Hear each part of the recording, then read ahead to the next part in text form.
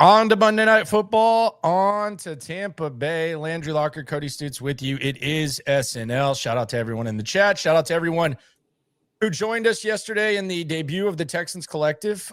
We are pushing, I think we're like 28 away from 1,000 subscribers after one show. So we'll put the link up. Go ahead and subscribe to that. It would be much appreciated. And we appreciate everyone for hopping along, except the new XLR cord. Anyways, on to Tampa Bay. The Texans got the Tampa Bay Bucks, and today DeMeco Ryans was glowing, and he seemed very happy. He seemed happier than usual. Let's try to solve this mystery in a second as to why DeMeco Ryans may be so happy. And I don't have a problem with it because DeMeco Ryans has a pretty good track record of bouncing back after losses. But I think the exercise is more so, what do you feel good about with this team based on what we knew heading into week one and what we know now? That's more so the exercise than, DeMeco should have a certain mind frame or anything like that. But we'll try to solve that mystery. But did you notice what I noticed as far as DeMeco being a little bit giddy, a little bit happy, a little bit? He seemed unbothered by the loss to the LA Rams. Like that's the vibe I got. Now that's been 2 days, so he's had time to digest it. He's had time to, clock it, flush it and move on. But he seemed very unbothered by one loss on the schedule. And he is not often this jovial and joking around and having fun and smiling. Like he's gone to the podium on, I know today's Tuesday, but as far as a game week goes, it's the same as a Monday. But he's gone to the podium the day after a game and the day after a loss, and he's been pretty somber before. But today that was not the case, and perhaps it was the extra day, and he's already kind of flushed out everything from that Rams loss, and he's ready for it. But he seemed pretty happy about it. And when you have one of the best defenses in football, why wouldn't you be happy when you're a defensive backgrounded coach? I mean, that's what's got him excited. Is they probably. And I was shocked. We were talking to Azeez Al-Shire, and he's like, yeah, we weren't the best defense on the field, so that's got to change. And it was like, okay, I thought you guys did a pretty good job, but, if you want to be even better, don't strive for greatness, strive to be the best, I guess. And that's what it feels like to me. It's like he's walking around, and he knows that on any given Sunday, they could slow the other team's offense down really well. And that's got to be one of the sources of his joy. Yeah, I think so too. And I'm going to get into it at 10:30. I think we already kind of anticipated, but I think we have a grasp of what the identity of this team is. And I think for a defensive-minded coach like DeMeco Ryans, whether he wants to be called that or not, that's what he is. That's what his teams play like. Until further notice, he's a defensive coach, and there's no really escaping that at the moment. And he appears pretty happy. I'll let you decide. Here's DeMeco Ryans having a little fun. I don't want to act like this. The 2023 game has any bearing on today because it doesn't. But well, you're asking the question, so it does. But I want to preface that first. So there you go. And Jonathan Alexander's asking about the 2023. I really don't care about the 2023 game. It was a great game. It was exciting. All that. I just don't really care about it. I'm big on it. Don't care. No, and he was joking around with a lot of people today throughout the course of this one. So. Yeah, the 2023 game has no bearing on this one. As Jonathan said, he's doing a story on that for the Chronicle, a trip down memory lane. Two very different teams since then. But yeah, DeMeco Ryans has to feel pretty good. And I wonder, too, if he feels like some of the things that didn't go right on offense are correctable in 1 week. Like they could fix some of these things in just 1 week. I thought you did a good job asking the question, and I think he didn't really beat around the bush. This wasn't, they guarded us this way. Well, sometimes you got to go where the play is, and this was actually kind of encouraging, and I hope that he and Nick Caley are on the same page when it comes to this type of thing, but I thought this was really encouraging from DeMeco Ryans. You asked him about the Nico Collins usage and the lack of targets and the lack of production, and DeMeco said what I think a lot of people would like to hear. Here was Cody's question to DeMeco about the lack of use of Nico. Player like Nico Collins on offense, what's the balance between, hey, we want to make sure we get him the football enough, but also not change the way you operate the offense and make sure he's as involved as can be in the gameplay. Throw it to Nico as many times as we can. Yeah, of course, that's everybody know that's a question everybody wants to answer. Of course, we want to get the ball to Nico. He's one of our best players. But offensively, I just think when you go back to the game on Sunday, we have so many plays where we're kind of playing behind the sticks and we're not doing things that we're trained to do. We're not doing things conducive to staying on track and being able to run our offense in that type of fashion. It's going to be hard, to get the ball to a certain player here or there, right? Because you're 2nd and 18, 2nd and 10, 3rd and long. Like, that's not where you want to operate as an offense. So we just got to come back this week, just do the things that we're coached to do, make sure we're staying on track offensively, making sure everybody's on the same page, and we're just putting ourselves in position to make positive plays. When we have those positive plays, then it opens up the offense for us to be able to get the ball to whoever we want to get the ball to. Yeah, and I think if right now, matter of fact, I'm on Sleeper, and you should be as well. Use promo code Locker or Stoots, whichever one you prefer. We can actually just do a survey time, Scott Hall style. Hey, yo. Who came here to see Cody Stoots? Who came here to see Landry Locker? Use the promo code Locker or Stoots at Sleeper. Hey, yo. But yeah, they need to forcing it to Nico. You could do a lot worse. Yeah. And I mean, the way that he says that too, I don't know if we're just kind of thinking too much, but it does feel like that's as much on the quarterback as the OC. Oh, yeah. Yeah. And that's the thing. Like, whenever Nico's not getting the ball, you automatically point to the OC. But when plays are called, it's not, hey, throw to this guy. There's progressions that you go through. So if you have to force it to Nico Collins, I think basically DeMeco is saying throw it to Nico Collins as much as you want. Force it, get it done. Well, and you were standing there when we were talking to Sam Warren at the Houston Chronicle, and he did a big, he went back and did a look at the film, and he looked at the All-22, and he's like, I thought Nico was pretty open on some stuff, and he just either wasn't the first read or, the offensive line didn't hold up long enough for his route to develop. And okay, well, those are things you can adjust. You could run Nico on some short stuff. You could run Nico on some stuff across the middle, and just get him the ball. And that's what else would you want this offense to do? Like, Nick Chubb had a nice game. I'd still rather him throw it to Nico Collins. Like, I'd rather him throw it to Nico Collins and force it to Nico than any other wide receiver situations right now. So he's got to have 5 targets is unacceptable to go through a game. It's not just a Nick Caley thing. I know there's like a natural willingness to defend the quarterback no matter what. There's a natural desire to acknowledge, rightfully so, a lot of the time the surroundings around CJ Stroud. But I mean, at some point you got to force it. You got to force it. You got to let it rip to Nico Collins. And Nick Caley does need to probably run some quick plays for him as well. I'm not completely giving him immunity towards the situation. He's the one who oversees it, or tell CJ, hey, let's force it. But I do think at some point CJ Stroud's got to be a little bit more aggressive. Well, and Nico Collins is open even when Nico Collins doesn't look open. So go out there and let him win a one-on-one matchup. Go out there and let him go make a play when you get the ball out there. And that was, again, something CJ did really well a couple of years ago, was anticipation and a willingness to take a chance. And it feels like throughout the course of last year and certainly through one game, maybe that willingness to take that chance isn't quite as present as it was in that first year.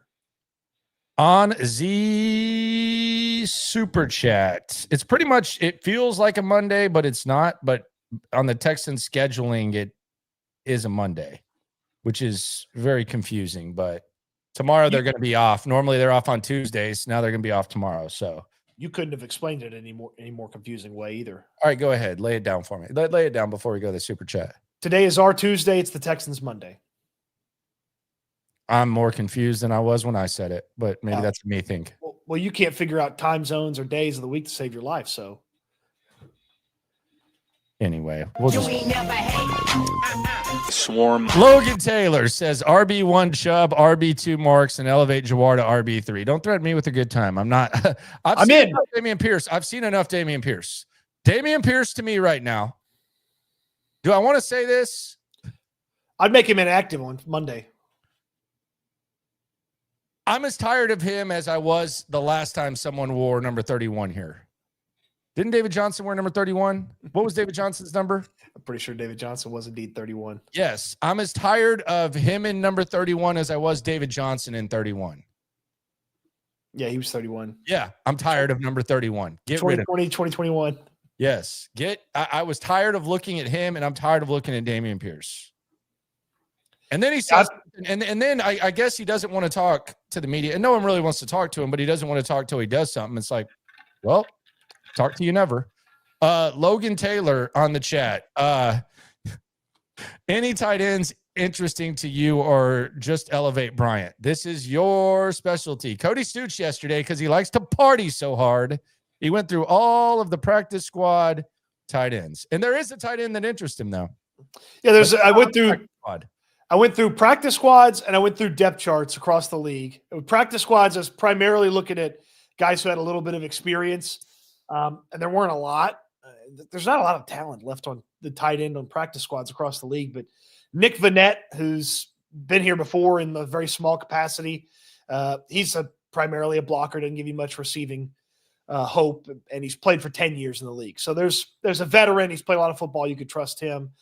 There was a rookie that I thought was pretty intriguing off the Patriots practice squad, CJ Dippre.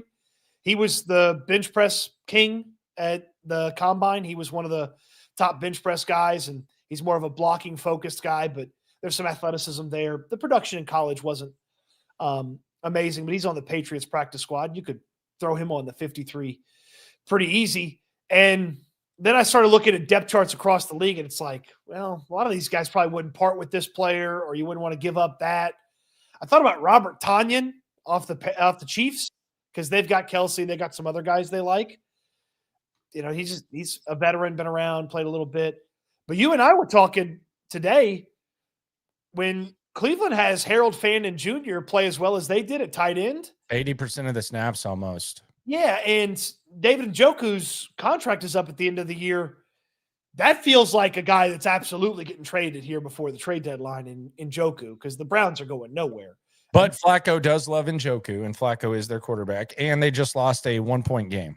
Yeah, so, I mean, okay. That's the Browns could have lost by 1 or 100. I tell you the season's going the same way.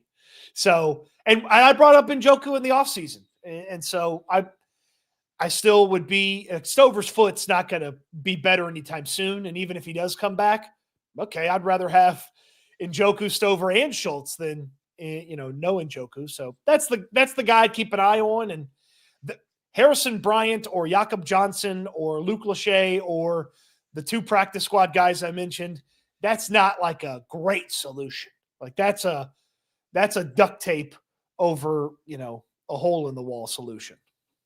Yeah, it's not going to be a flattering position to say the very least. So that's where they're at with the tight end. I would think that British Brooks could be an option too if you're just talking about blocking, but who knows? It would be nice to get Christian Kirk and Braxton Berrios back. DeMeco, by the way, we mentioned Giddy DeMeco.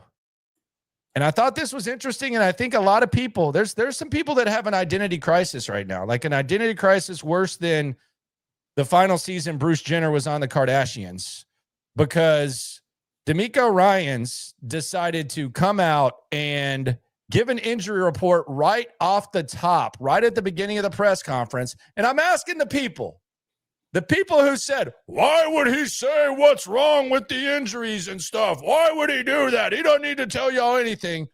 DeMeco did what Sean McVay and a lot of other coaches doing. What you saying now? Take it away, Coach. Just the injury update. Understand Stover hurt his foot, so he'll miss some time. Really hate that. He's playing tough, physical, exactly how we want it done. So he'll miss some time. So we'll have to, upgrade our tight end room from that perspective. Andrews rolled his ankle, so he'll be day-to-day, see how that goes. Berrios and Kirk are doing well on their recovery. We'll see how they go this week. No timetable set right now for those guys. How about that? That wasn't so hard, Coach. That wasn't so hard. Now no one's asking you right there. That wasn't so hard, Coach. Good job. I I do I think love that's that. the right way to do it. But now what happens to all the it's when jockeying goes wrong, because now what do you say? Hey, why would he tell you it's an advantage? Well, you just told us. I feel like they have just as good of a chance against Tampa Bay as before. As said, what do we say now? Like the ones that are just going to ride and die. What do we do? You ever seen like a thirsty ass girl like with a guy where he asks her, "What's your favorite color?" And she's like, "Blue." And he says, "Well, mine's red." And then she goes, "Well, actually, my favorite color is red too." Is that kind of how that works when you just jock the coach no matter what? Good job, DeMeco. That makes it very easy on everyone involved. I'm very proud of DeMeco Ryans. That is the way to do it. Aaron Wilson didn't know what to do with himself. I saw Alpha Aaron. I looked over at Alpha Aaron after he said that. Hey, bro, Alpha Aaron here. And he almost fainted. It's did not compute. What am I going to ask, bro? It did not compute. Damn it. I'm not getting my Cade Stover. I'm not getting my Cade Stover clip, bro. Well, he was first on Cade Stover, so he wasn't going to ask about Cade Stover. That's not how he operates. CBK 41. Shout out to you, my friend. Yeah, thank you, CBK. I do. There was two You things like off CBK, California Pizza Kitchen? No. I like Not at all. But like back in the day, did you eat some peanut pasta from California Pizza Kitchen? Never? I was a CC's guy back in the day. Shocker. All right, what were you saying? Two things from the injury report. I did like how Berrios and Kirk are doing well, but there's no timetable. So that's, and I guess Ed Ingram is healed because Ed Ingram was not involved in the injury update. So the offensive line may shuffle yet again. We may get the offensive line we thought they were going to start if Ed Ingram is indeed healthy because he was not on the injury update. Yep. So you may get right guard Ed Ingram, starting right guard Ed Ingram. Kay says, is it Cassia or Cassia? How do you think we say this? I would go with Cassia. Cassia, okay. I'll just say K. But she says good, no need to treat injuries like state secrets and cause speculation and rumors. Good on DeMeco. I agree, but you can tell that was a strategy for him. He's like, all right, this is the way we do it. Boom, bye. Good for him. I like red too. Optimistic Rocks fan. I can already see it. What's now? Oh yeah, that's the right way to do it now. I'm moving on. I promise. Optimistic Rocks fan. Give me that look. Sup guys? Excited for Monday Night Football. Hopefully we can score 6. They did score 9 the other day. I think he means 6 at a time. Yeah, like a touchdown. Yeah. Yeah. They're one of 2 teams in the NFL right now that don't have a touchdown. You know who the other one is, right? It's the Titans? Giants. Oh, the Giants. Yeah, and they're the only team, 25% of the teams in the league that gave up 14 or less won. 7-1 was the record. They're the only one who gave up 14 or less and lost. Yeah, not great. Not great, but everything's okay though. Well, yeah, and I like DeMeco's vibe right now because I think you got a really good defense. And I think the reality is if you're going to be one of those teams that's kind of... By the way, the Titans don't have a touchdown either. Okay, there's 3. Okay, there you go. How many points did they end up scoring? 12. They kicked 4 field goals. Okay, 12. Damn. Okay. That's on me. Which not good company. 12's a lot for the Texans. They only scored 9. Yeah, not great company to say the very least. By the way, I want to throw some Titan stuff your way. Because I think I talked about this a little bit on the stream yesterday, but I think this is gonna be amusing to a lot of people that didn't really see this. I was talking about it today at the building. I want to show you some Titan stuff in a sec, and then some Lee and Cohen stuff as well. But the DeMeco thing, I think you're right. I think it's just as simple as he feels good about his defense, and I think he feels confident that they can win this next game. I think it's absolutely.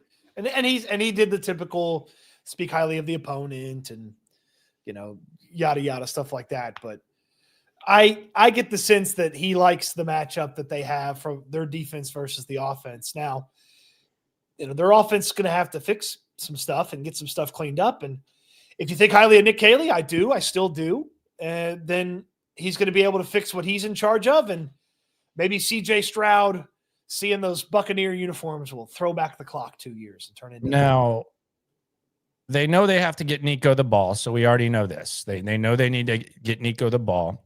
DeMeco has said that. What about the tempo?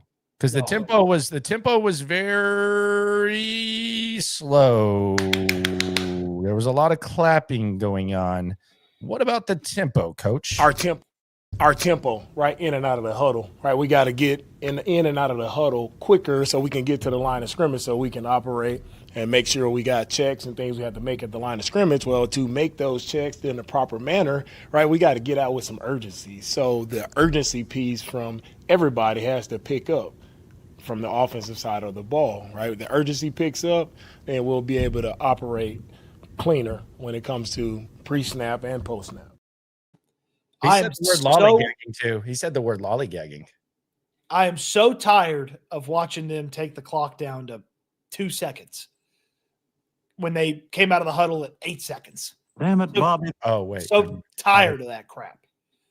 They did it for 2 years under Slowick, and they did it in this first game. And that to me sounded like that was not just CJ getting the play, calling the play, everybody getting up to the line of scrimmage. Sounded like Caley getting the play in there, knowing where they want to go, what they want to call, and getting it in and like, let's go.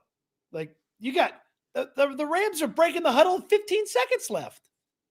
And I get that it's Sean McVay's an offensive genius and Matt Stafford's played a crap ton of football. I understand that. It's not supposed to look exactly like that, but it can't be 7 seconds and we're motioning people and this and that. And it's, dude, get up there. Let CJ have time to take the test before the play starts. And then take the test? Yeah. You got to take the test. You got to figure out what you're doing.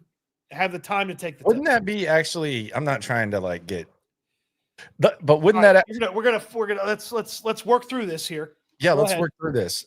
You mean study for the test before, because the test is the play. So you mean study for the test before, not take the test. If you're taking the test is the play. So you mean study for the test. You've been correcting me all day, man. I'm just asking. Do you want to take it back? Are you going to die? I like the way I said it. Is he going to dig in? Is he going to dig in, or is he going to admit that it's study for the test? I like the way I said it because you see the problem before. The test is the whole play call to the execution. Uh-oh, people are saying S2 test. Come on, guys. You got to stop. I thought that was in the past. Oh, God. No, but really, study or take the test? No, you study during the week, and then when you get the play call, and then you have to see what the defense is doing, and he makes his adjustments. So what's the play then? You turn the test in. Boy, you dug yourself in that one, man. I think you're stubborn, Cody. On Z. What's fucking new? On Z Super. You ain't never hate. Swarm. CBK 41. He says, get Hutch the ball. Let him cook. Does the C stand for cyclone? Let him cook and see what happens, what opens up for the offense. So he wants more Xavier Hutchinson. Do you want more Xavier Hutchinson? I just want them to score a touchdown so desperately. Just, I can't believe they went through an entire offseason of offensive change and they couldn't score one lousy touchdown. Trill Kick X says off Monday. Can't wait to try new stadium food recommendations. I like I'm just basic. I just like basic ass stadium stacked nachos and like a hot dog. That's me. They've got funnel cake fries with like loaded fried chicken on them. Yeah, that's a lot. Which are good. I got a walking taco, which is pretty good. They have craft pitas on the club level. They have a stadium exclusive. They have stadium nacho. They have like Mediterranean nachos. And that's exclusive to the stadium. You can't get that at the restaurant. So the stadium exclusive Mediterranean nachos would be a nice little walk around treat for you. Trying to think what else. And then if you want dessert, which, stadiums don't always do dessert really well, they have apple pie loaded funnel cake fries. What did my New Orleans folks have? Because they made me like a what was the New Orleans, like kind of in the middle before Kraft Pita on the right? What would they had some sort of crawfish nachos. They were pretty good. Yeah, it's just it's crawfish queso with wonton nachos. Yes. They did a good job. It's just like if you're gonna consume a lot of beer at the game or something, like it's a different vibe and a different feel. But I did enjoy their crawfish queso. It's very good, and I very much appreciate the guy saying, "Hey, don't use that one. Try this one fresh." I was like, "Okay." I mean, I was gonna eat this. Yeah. But and they use the wonton chips as the wontons as chips for the nachos. It's good. Wag says, "Good day, bros. Surely I can't. I can't make it Friday." Speaking of Friday, let's talk a little Spanky's, dude. Spanky's Pizza. We'll have plenty of opportunities for you to make it if you can't make it this Friday, Wags. Yeah, we got it. Spanky's, though, it's one of my favorite places to go. I love the prices. I've been going for a while. Holly, she holds it down out there. It is a business that's been around for half a century. They make their own dough. They make their own sauces. They have an amazing happy hour, and it's a great place to hang out. And that's where we're going to be Friday at 4. I already know. I'm pulling up this happy hour menu, and if you look at this happy hour menu right here, this is what's going down on Friday, and it starts from 2 to 7. So before the show, it's not like you have to hang around for 5 for happy hour. Look at this happy hour right here. 7, $4 small original frozen Ritas, domestic drafts, single wells, $5 house wine, craft drafts, Corona bottles, Dos Equis bottles, and then $6 Cuervo Revenge daiquiris. I don't even want to know what those are. I'll be honest. I'm probably going to stay away from those, and I will be taking advantage of the draft beer. But if you want to get on the Cuervo Revenge tour with the daiquiri, you go right ahead, and make sure you save room for food because the food is incredible at Spanky's. I'm definitely getting some wings. I love the wings. And by the way, the ranch, like the pizza sauce, homemade. Be out there. John McClain's going to be there. Cody's going to be there. We're going to have a great time. We're going to get there as early as we can after practice. We're going to have fun. No, it's going to be blast. It's going to be blast. It's going to be a hot honey pepperoni pizza. It's going to be delicious. Hot honey pepperoni. Are you going to add anything to that? I'll probably add the pineapple to it. Dude, come on, bro. I'm trying to talk you out of this. Nope. All right. Anyway, see you at Spanky's this Friday. Let us know if you're going to be there in the chat. Be much appreciated. Don't meet us there. Beat us there. HD AV Traveler. Afternoon, Landry, Cody, and friends. Afternoon, HD AV Traveler. Good to see you. you. Rhino. The Rhino. Every time the Rhino's got something to say, you don't know what's gonna pop. I haven't even read this yet. Here it goes. Hey, bros. I'll be in town on Friday. I'll be out of town on Friday, so I won't be able to make it. But I wanted to put in on some high grade marijuana called Kush on the streets. I know people like to bring me green in public. Don't do it at Spanky's. This is a family establishment. You can drink, but I know people just like to hand me weed, like no matter what. They just think they could just walk up to me anywhere. Hey, here's some weed. Hey, let's go smoke a bowl on this. No. Spanky's is a family establishment. You can drink some beer and stuff, but yeah, don't be handing me the high grade. Rhino, you're trying to ruin my relationships here. Samson, he says, Cody, we are seeing CJ learn this offense and pre-snap adjustments. He had not done since Ohio State, so I ain't worried yet. He'll work it out. Yeah, and he's got to have time to go out there and make the adjustments too. So they need to speed this thing up here. Zachary Chinoy. Is CJ safe with the ball? I feel like he has too safe with the ball. I feel like he has the opposite problem of Jordan Love, needs to take more chances. I'd be fine with a couple more risky throws. I mean, he tried to get it up to Jaden Higgins. It didn't work out in the game against the Rams. Cody's already talking about what kind of sodas they got at Spanky's. The guy said he didn't drink. Oh, yeah. They got Pepsi Zero. Yeah, you don't have to drink. They got lots of sodas. They got tea. They make the tea, all that. Yeah, you got it. You have to worry about the drinking. If you eat, get there. We'll see you there. Thrill Spoke, right on cue. He says, is there a chance we'll have under 5 penalties? I would say probably not. Hell no. But I did ask DeMeco Ryans about penalties because I think the discussion about penalties is interesting because discipline is always the word that's thrown out there. This team's undisciplined. These teams are undisciplined. A lot of times it's just you get your ass kicked and you try to make up for it, or you're not a very good player and you try to make up for it. And I thought DeMeco Ryans did a pretty good job of talking about penalties. So let's hear what DeMeco had to say in that area. Staying on track and penalties, how much are penalties about discipline and maybe just like overcompensating for not winning your individual matchup?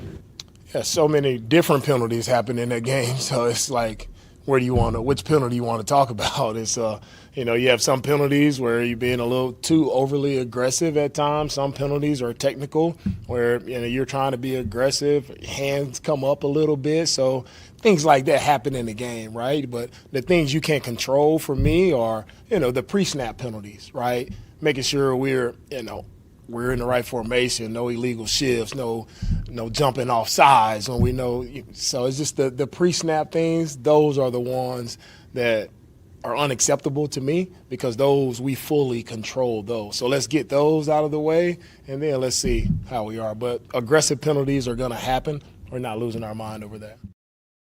All right. And so he doesn't mind the aggressive ones. And I think I get that. Like, I understand that. You don't want it to be like overly aggressive, but I understand that. And I do think there is a balance. Like, his teams are pretty high in penalties. Like DeMeco Ryans, they've been pretty high in penalties, but does it always seem like any opportunity to indirectly call out Blake Fisher just kind of happens? Because I was trying to think about that, and it's like, okay, he's either talking about Stingley, and I highly doubt that, or he's talking about Blake Fisher where he says, we don't teach you to do that. Because the Blake Fisher hands to the face was really weird. Like, I didn't understand what he was. He might as well have been smoking a cigarette when he grabbed the guy's face mask. It just seemed like he was just kind of chilling and grabbed the face mask. Yeah. Henry nearly killing Puka. Okay. Blake Fisher not being able to stop Jared Verse and just grabbing his face mask. Not okay. Yes. Yes. I would say that's a very astute observation by you. Very much so. Is there anything else before we move on and continue this discussion? And man, y'all aren't going to believe how pathetic this is. The spirit of David Coley is alive and well. I mean, my God, it is alive and well. I can promise you that. Native. Yeah, well, he's not far away from the NFL football team. I can promise you that. But is there anything else you want to get off your chest, or anything that you maybe, woke up this morning and said, I didn't mention that in any of my columns or streams in regards to the Rams game? Is there anything you think we've missed before we 100% get on to Tampa Bay? No, I think we covered it pretty well. Yeah, I think we've covered every angle.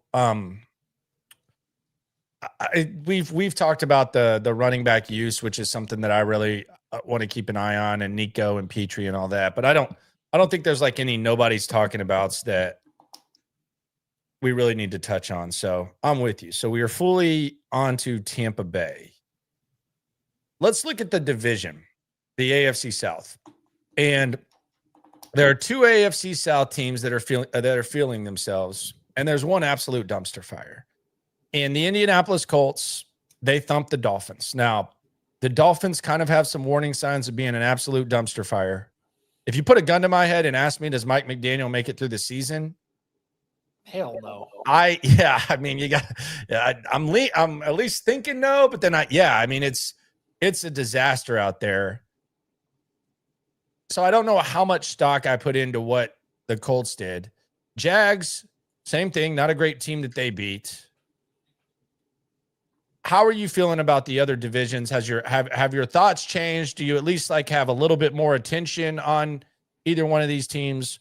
Where are you at there? Well, the biggest fear was if Indianapolis somehow, some way, they had a quarterback. And Daniel Jones having one good day against the Miami Dolphins, that doesn't change my overall opinion of Daniel Jones, but he looked pretty good in what I saw, and used his legs, which was a weapon that he used a lot when he did have that one good season. So I like the Colts roster. Like, they have players of note, and they have enough as long as they got the quarterback play necessary to win.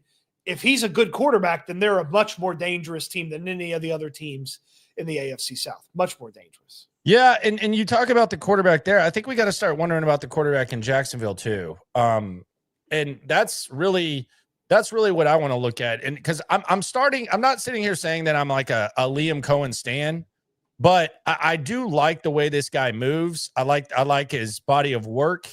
And I heard this, and I know a lot of people probably have Brian Thomas in fantasy, and you see one catch for 11 yards, and you're like, what the F's going on? You don't get many descriptions more in depth than this. Listen to this effing guy. I think we try to get him a touch on the first or second drive of the game. First play of the game, right? We don't convert it, throw him a screen, low, doesn't come down with it. And then the flow of the game, we missed him on a in-breaker, which he had a lot of room to run. Missed him on a corner route where he was fairly open. And then missed, had the one on the out of bounds. So you're talking about that's 5 catches right there that gets him into the flow of it. I mean, that is about as in depth as you can go with Liam Cohen. He's calling out Trevor Lawrence. Now, I don't know if it's going to help because I feel like Doug Peterson did the exact same thing. I don't have it in front of me, but I feel like Doug Peterson called out Trevor Lawrence for throwing the ball all over the place. And it just kind of seems to be kind of a trend, but I like this guy, man. I think he might be a really good coach. And I think Shane Steichen's a good coach. So I think there's 2 good coaches in the AFC South right now. There's 3. DeMeco's a really, really good coach too. So I think the coaching in the AFC South is nice. And I don't think that was the case with O'Brien. O'Brien had to deal with Gus Bradley, Mike Mularkey, his buddy Doug Marrone, who had, the one good year. The coaching in the AFC South hasn't always been like stacked, but I think it's pretty damn good. And the craziest stat about Shane Steichen that I threw out today, in 35 games, regular season, I know the Texans have won 2 divisions and 2 playoff games. The Colts have won 2 fewer games than the Texans, with Gardner Minshew, Anthony Richardson, Daniel Jones, and whatever the hell else they had to put out there at quarterback last year. You said Gardner Minshew. Minshew. They play Ellinger one time. Yeah, they've played a lot of guys, and they have 2 fewer wins, and they were a drop pass away from winning the division. So the question becomes like, well, is Daniel Jones good? I think you just look at how they did with Minshew and can they duplicate that? I think Shane Steichen's got something going there. Flacco. Oh yeah, the ghost of Flacco. He had Flacco too. He sucked there. He's better than Anthony Richardson. So I say all that to say Tennessee has the worst coach in the NFL. And he is an absolute idiot. Remember when the stanky one, Amy Adams Stank, said, we got to get out there. We got to fire Mike Vrabel because we want to go out there and get our first pick at head coach. And it's like, damn, are they hiring Belichick? Where are we going with this? Let's see where this is going. Yeah, they hired Bill Callahan's son. I'm telling you, I've been telling you for 2 years, this guy's a nothing burger. He has no presence. He has no vibes about him. There's nothing about him that is impressive. Well, you want to hear this? Because this is pathetic. And Paul Kaharski is coming for his throat because he tried to big body Paul Kaharski, who's basically Paul Kaharski is basically John McClain in Tennessee if John McClain were a miserable asshole. Like that's what Paul Kaharski is. Like that's an accurate representation. If John McClain were a miserable, sometimes obnoxious asshole, he would be Paul Kaharski. Here was Paul Kaharski though, and Callahan tries to punk him. Now, the play that they're talking about, A.M. Maynor from Stanford catches the ball on the sideline, the elbow hits. Most people who watch football, I would assume, definitely most people in this chat know that an elbow equals a knee and a knee equals 2 feet, which means that it's a catch. Listen to this effing guy.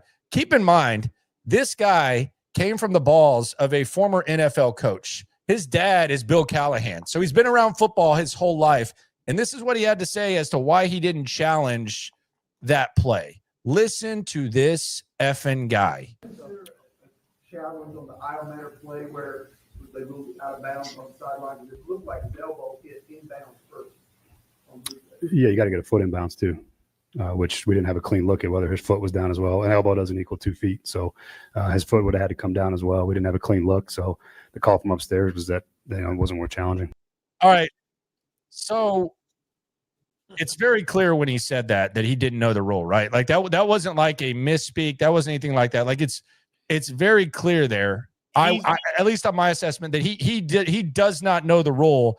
And that's not like some misspeak. That's not like some loss. Like he's literally sitting there telling you he does not know the rule. Is that right? Is that how you took what he just said? Correct. My understanding was that he was unaware of the official understanding of the rule. Yes. So they come back on Monday. Think about this. And let's localize it as we always do. And it's pretty local because it's the old Oilers, it's the Titans. So I don't even want to say DeMeco Ryans because DeMeco Ryans would never do that. But like, let's say David Coley, because it did happen with David Coley before a couple of times. So David Coley says that, and then Texans fans just have 24 hours to just tee off on it and talk about what an idiot this guy is. And Titans, they have a chance to figure out, hey, coach, what are you saying? What is the deal? Here's the exchange. And Kaharski he's coming for this dude now. Here is the exchange on Monday. And this is where this guy's not making it past this year. There's a 0% chance this guy makes it past last year. This is a fireable press conference. Like they're not buying into you anymore with this. This is a fireable press conference. And by the way, no one in the media is ever going to respect you again either. And most fans aren't going to respect you either after this. Do you have anything to say before we hear this explanation? It's pathetic. They tried to fire him in the offseason this past year, but they couldn't get anybody to take their stupid job. So they kept him. This guy's dead man walking. Listen to this, dude. So this is how he follows it up. And again, I know you guys are all here for the conversation about the play with Ellick and challenging the play and what I said after the game. And look, ultimately, my interpretation of the rule was wrong. I'll own it. We should have challenged the play, and that's pretty much all I can say about it. Is I'll own the mistake. We should have challenged it, and that's where it stands. So other than that, you got yeah, okay. You think that's all you're going to get with this Tennessee media? All right, buddy. Here we go. And watch him contradict himself too, Cody. This is where he really screws up. You guys can go ahead. With that being said, obviously there are other people who may have been able to tell you, hey, go ahead and challenge that. What happened there? That process and how those things get relayed, I'll keep those in house. But I'm the head coach of the football team, and my job is to make those decisions. And I didn't do a good enough job in that moment. I should have challenged it, and it probably would have resulted in a potential explosive play. So should have challenged the play. But your interpretation of it being incorrect, the interpretation of Rob in your ear is also incorrect. He's there to correct you or counsel you, and he's also not getting it right in the moment, correct? Again, I should have challenged play, and the communication and how those things happened are all part of the process that we got to do a better job of overall. But I'm in charge of that, and I didn't do a good enough job there. So again, I should have challenged the play. Do you talk to players about that, and what do you want them to take from that? Yeah, I think what they should take from is the same thing I asked from them too, is to take accountability for a mistake or for a play that they didn't make or needed to make or didn't do right, and make it right. And I think that's my job as a head coach, and I'll make it right. That rule has been in effect for a long time. I guess in retrospect, are you surprised yourself that you didn't know the correct interpretation of that rule? Yeah, I think I got a little more clarity on it now at this point. At the end of the day, those things happen really fast. And you're starting to get ready for the next play call, and you're waiting on information from what. Wait for this. He's about to completely lie again and make it even worse than he already did. What the look looks like. And look, I misspoke on it after the game, and I'll own that. I'm aware of the rules. I understand the rules. Just, again, a mistake that I made that I gotta correct, just like I'd ask our players to. So you say that you misspoke yesterday, but at that time you knew that one elbow equaled 2 feet. Say that one more time. So yesterday when you misspoke on the rule, you did know at that point that one elbow equals 2 feet. At that moment? Yes. Yeah, I think at the end of the game, I was worried about a lot of the things that went wrong in the game, and the heat of the moment, the frustration of it after the game in the press conference, I think is, again, I misspoke. I'm well aware of the rule. I understand how it works. And and the way that I articulated afterwards was incorrect. And you know, I understand the rules. Dude, It's like watching a guy bleed out, and then instead of like you know, cinching up the wound, he just like lets it keep bleeding. Dude, What are you doing? I would fire him. Like, you can't. I'd make his dad the head coach. Yeah, hey, Bill, you got to fire your son. We'll bring you back. I'd like to say that earlier I misspoke when I said CJ takes the test before the play. Yeah, it's fine, dude. That might be one of the worst that I've ever seen, like over a 24-hour stretch. And then I misspoke, and then the guy immediately follows up with, "So when you misspoke, you knew the rule, but you just said the wrong thing, or you didn't know the rule?" Dude, and Kaharski's coming for him like crazy. Oh yeah, they essentially wasted a year of Cam Ward. I don't know who they would have hired or could have hired, but they wasted a year of Cam Ward. Yeah, and we'll see what happens. The division is really, really interesting. And you got two teams that you at least gotta acknowledge, and then you got another team that you can kind of just point and laugh at. And the other crazy thing is, if he challenges that, they might come away with a win against a very good Broncos team, and you just kind of kill the momentum. So that's where things are in the AFC South after 1 week, as the Texans look to become the first team in Texans history to make the playoffs 3 straight years and win the division 3 straight years. Might be a little bit of a tough battle, but goodness gracious. So another thing from DeMeco Ryans that he really, really emphasized was he's just not really going to sweat the one loss. And maybe he's overcompensating. Like we talked about Giddy DeMeco. Maybe he's just trying to be extra happy to kind of send that message. I don't know. But here was DeMeco kind of elaborating on that at the end of the presser. And that's the nature of our business, right? You lose, fire everybody, trade every player, right? You win, going to the Super Bowl. Like, then the next week, everything, I get it. Like, that's the nature of our business. It's exciting because you have so many different outlets, so many different people having opinions. So many people love football. So I love the passion. I love the energy that comes with this, right? It's fun, man. We really enjoy this, and we understand the seriousness of it as well. Right, but to that point, the realistic point is one game. It's week 1. The building isn't burning down. It's week 1. We go back and we fix what we need to fix, come out and do the things that we can control. That's the main emphasis for this week. How can we just control the controllables and press forward? And now, when you have a chance to truly compete, now let's see what happens. And the lines hopped up, man. The lines hopped up to 3. Texans favored by 3? Mm-hmm. It hopped up. Start out as 1. It's up to 3. So the bread is leaning that way. I'd like to say, well, while the building is not on fire, he's right about that. The offensive line is still a tire fire it's been burning all of last year, and it burned all off season long, and they didn't put it out, and it's still on fire. So if he could put that fire out, that'd be nice. Like the entire building, not on fire. O-line still on fire. Do you want to see just the offensive line that they originally wanted to play before Ingram went down and what that looks like? Is that I guess if you're looking at the offensive line, and this is the thing that is weird.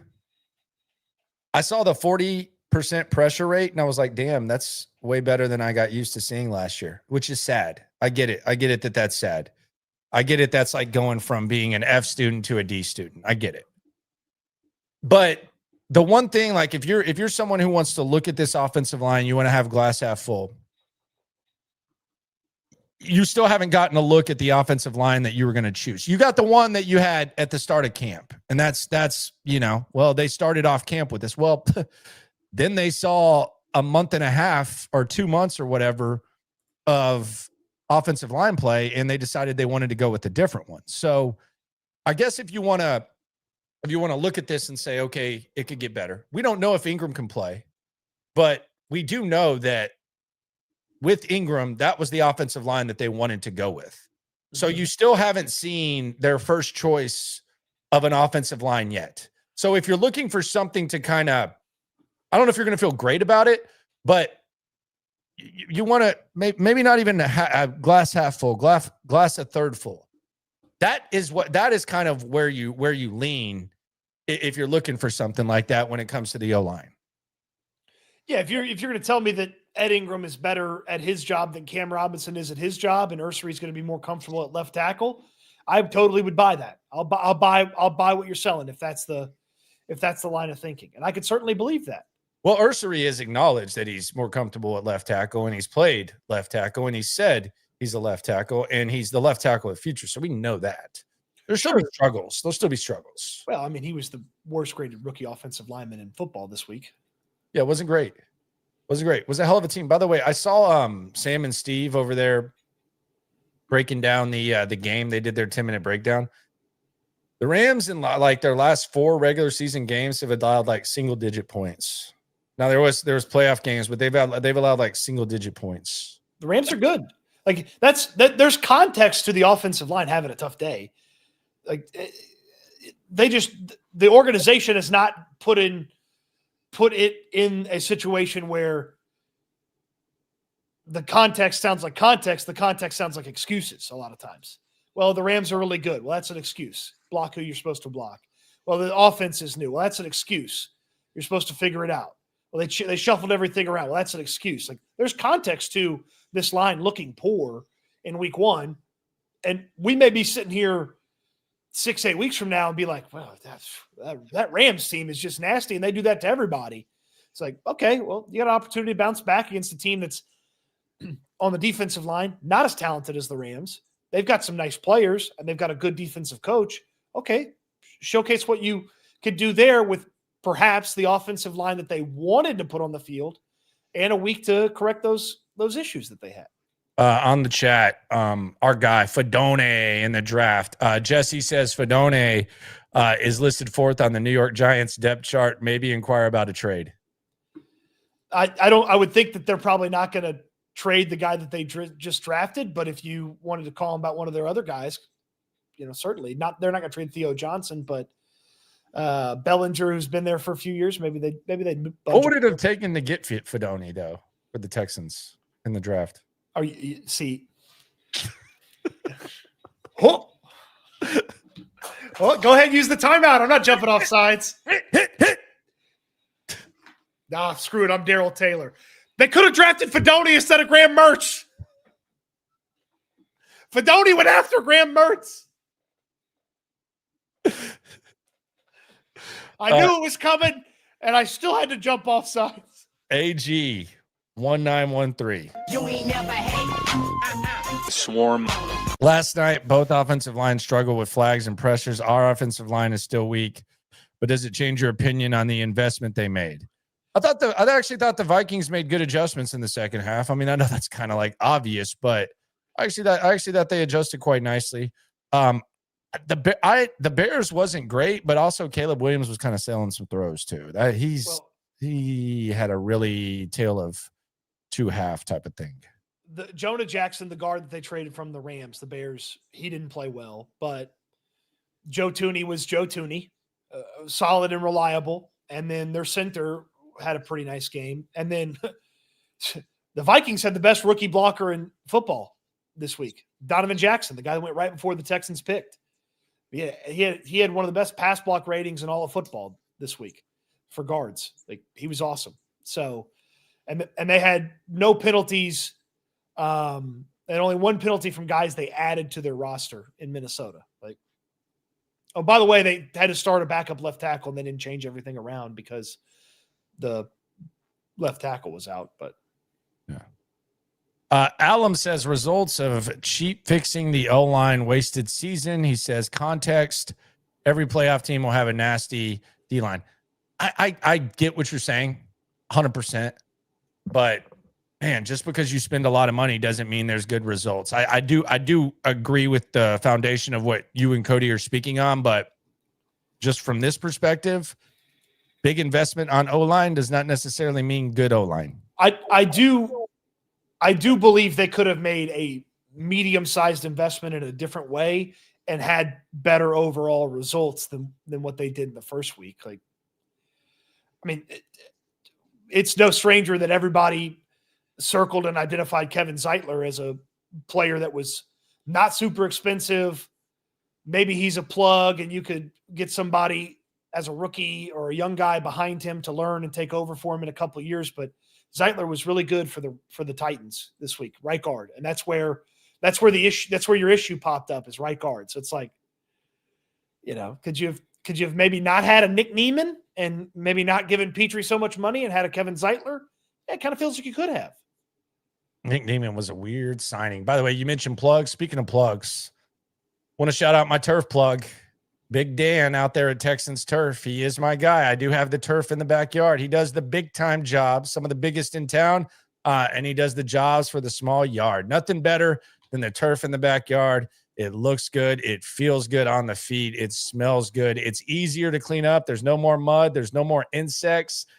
Easy to clean up after the dog. The dog loves it. The kid loves it. And I love Dan because I shopped around before. This isn't like some turf company came up to me. I shopped around. I liked the guy. I said, hey, you do ads? Sure. So we developed a relationship at the radio station. And then now he's a part of SNL. And at TexansTurf.com, they got the financing. They got the putting greens, the play areas, all of it. I absolutely love it. It's one of the best things. I take pride in it. I go out there and water my turf. I really do. I water the turf, rake it. Looks great. Feels great. And it's really been a game changer for me. So shout out to Dan at Texans Turf. Much love to him. And if you're thinking about doing this, you see all the ads, a lot of these companies, ripoffs, not Dan. High quality stuff. He'll get it done for you. TexansTurf.com be one of the best things you do for your home. Trust me, I'm a customer. Man, when you scroll through that portfolio, that client gallery, you see all the beautiful work that he's done. And you can schedule your free estimate right there on the website, TexansTurf.com. Check them out. Always green, always clean. Yes, sir. Always. I'm a big fan of the turf, man. Just love me some turf. Monday Night Football, Texans versus Bucks. We are on to that. Reminder to meet us on Friday at Spanky's at 4:00. We'll be there, and it's going to be a good time as well. I'm really looking forward to that. By the way, Texans got to practice on Saturday too, so it's an interesting week to say the very least. David says he's afraid he'll get turf toe. You won't get turf toe on this. They got the soft. It's the soft patch. It's not the Bernie turf. You go out there, your feet will sink into it like grass, except you won't have dirt, crickets, bugs all over you, so you won't get turf toe. I don't think I'm athletic enough to get turf toe. Well, I think you have to be like somewhat athletic to get turf toe. I don't know about that. I don't know. I don't know what turf toe is. I don't know about that. No idea. By the way, the Cade Stover thing, we really haven't broken this down a ton, but yeah, Cade Stover out. Andrews day-to-day with the ankle. I'm assuming that we get Jared Patterson this week. We talk to Jared Patterson, see what happens there. And then hopefully you can get Kirk or Berrios back. I know they said they were going to be cautious with Kirk. I could see Berrios being back before Kirk, but what do I know? I mean, I would like to, Berrios does little for me from the slot, but it'd be nice to have him special teams, at least have that confidence, and then at least have the option. Maybe catch the kick. But have the option to put him in there in the slot. Yeah, so. Maybe catch the kick. I mean, the weirdest thing for me is that Damian Pierce is just like, he's got to be your kick returner. It's like, that's a must. I don't know. Who knows? Yeah, inactive Damian is what I'm thinking Monday. Yeah, someone asks, is the turf less expensive than signing Nick Niemann? Yeah, you could get your whole damn neighborhood and the neighborhood next door and the neighborhood next door for the price of Nick Niemann. Yes, 100%.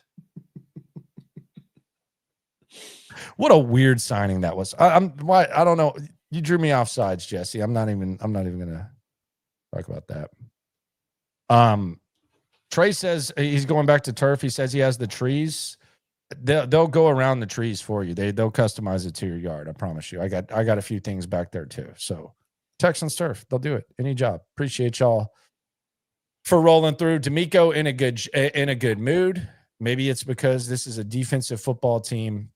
We're in a good mood because we're on to Tampa Bay. And quite frankly, we're in a good mood because we're speaking to you. Before we get out of here, though, we saw what a lack of accountability looks like in Tennessee with Brian Callahan. Cody, do you want to say and go back to you saying that CJ having more time at the line of scrimmage is more like studying for the test or taking the test. Do you want to double down, or do you want to? I'll let you have the floor. Go ahead. I clearly misspoke earlier, so I know what taking the test is and studying for the test is. I know it. I know what that is. So I misspoke earlier. So, okay, I know what taking a test is, and I know what studying for a test is. All right. Always remember, when it comes to this Texan stuff, we're all in it together. Eat good, sleep good, be good. We'll talk Texans again soon. Thanks for watching, everybody.